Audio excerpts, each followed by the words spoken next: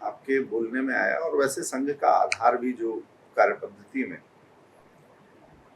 संघ की शाखा, समाज बदला, जीवन शैली बदली, व्यस्तताएं, व्युतक्रम बहुत सारे आए होंगे लोगों में। आज के समय में जो परिस्थिति है, क्या वो मॉडल जो दैनिक शाखा का मॉडल है उतना ही प्रभावी है? शाखाएं उतनी ही मजबूत संगठन की दृष्टि से संघ देखता है, या कुछ अल्टरनेट्स, वैकल्पिक व्यवस्थाएं भी? शाखा के कार्यक्रमों को अल्टरनेटिव्स हो सकते हैं, है, और उसका हम स्वीकार करें, लेकिन शाखा जो तत्व है, इकट्ठा आना, सद्गुणों की सामूहिक उपासना करना और प्रतिदिन ये संकल्प मन में जागृत करना, मातृभूमि के लिए हम काम कर रहे हैं, परम वैभव के लिए काम कर रहे हैं।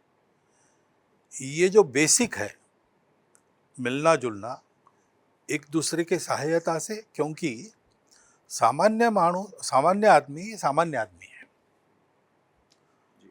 वो असामान्य तब होता है जब वो जुड़ा रहता है, और फिर वो सामान्य आदमी भी असामान्य कार्य कर डालता है, असामान्य त्याग भी करता है, लेकिन उसको एक वातावरण चाहिए। तो उस वातावरण से जुड़ना और उदाहरण और आत्मीयता, ये परिवर्तन के कारक है, और कोई नहीं। दुनिया में कहीं भी जाओ और कभी भी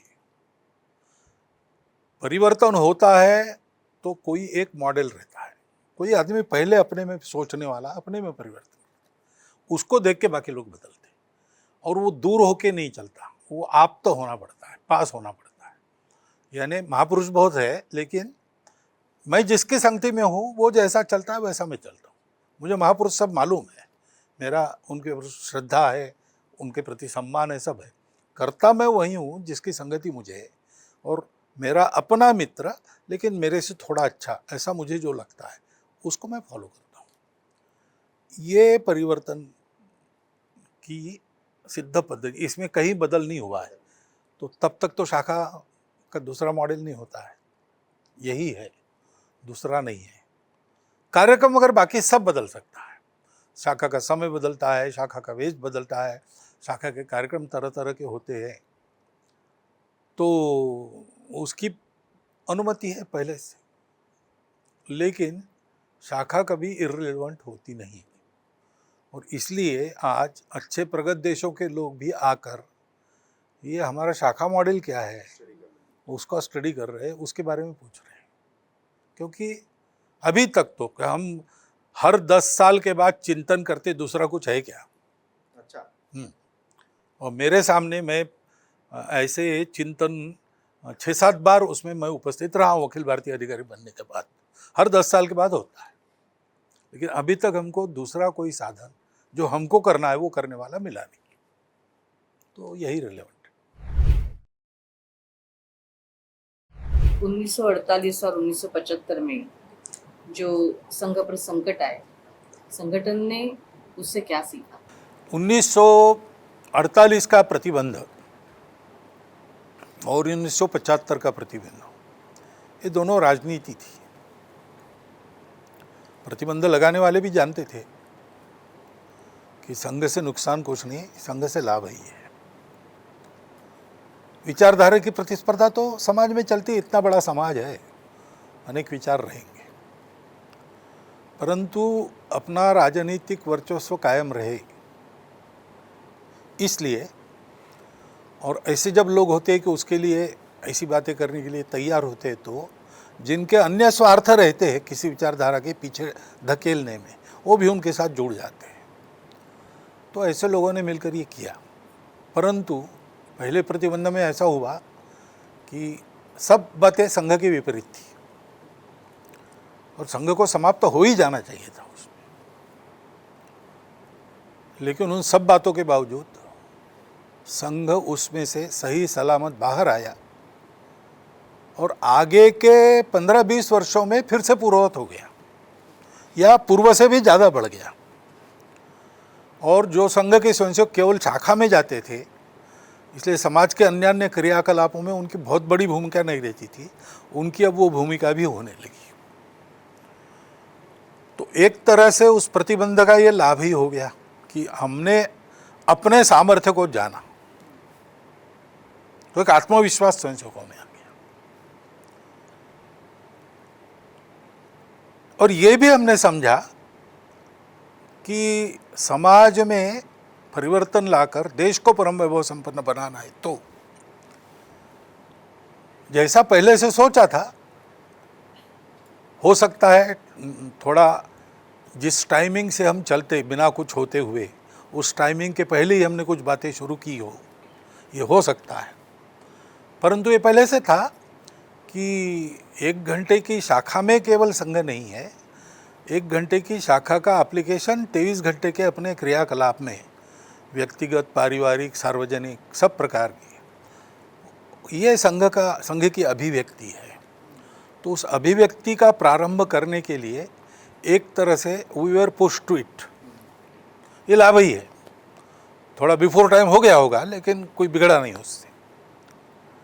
इमरजेंसी के समय ये सारी बातें समाज के ध्यान में आई। जब बहुत अच्छे अच्छे लोग हाथ पैर फुला के बैठ गए थे और मन में निराशा थी, तब सामान्य स्वयंसेवक भी ये संकट जाएगा और इसमें से हम भी सही सलामत बाहर निकलेंगे। और ये केवल हमारे ऊपर संकट नहीं है, देश के प्रजातंत्र पर संकट है। इसलिए हमारे प्रतिबंध का क्या होगा बाद में सोचेंगे, पहले प्रजातंत्र की रक्षा करो।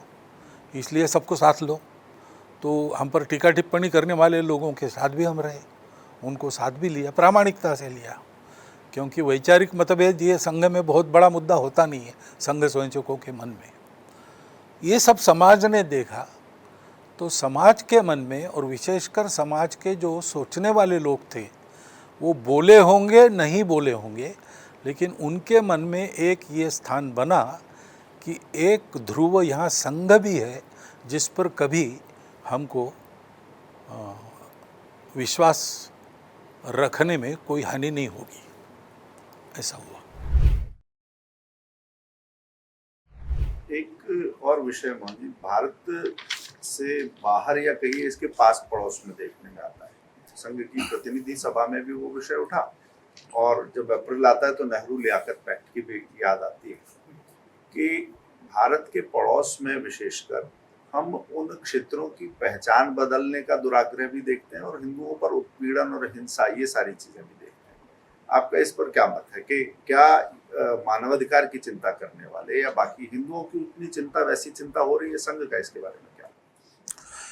हिंदू की चिंता तब होगी जब हिंदू समाज इतना सशक्त बनेगा, क्योंकि हिंदू समाज और भारत देश ये जुड़े हैं।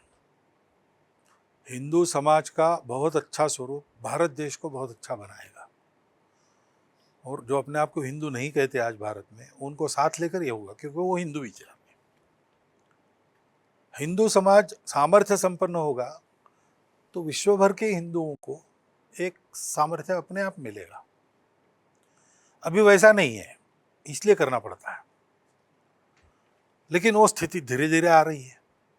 आप देखिए, बांग्लादेश के हिंदुओं पर जो अत्याचार अभी हो रहे, उसके बारे में जितना हो हल्ला इस बार हुआ है उतना पहले नहीं हुआ था।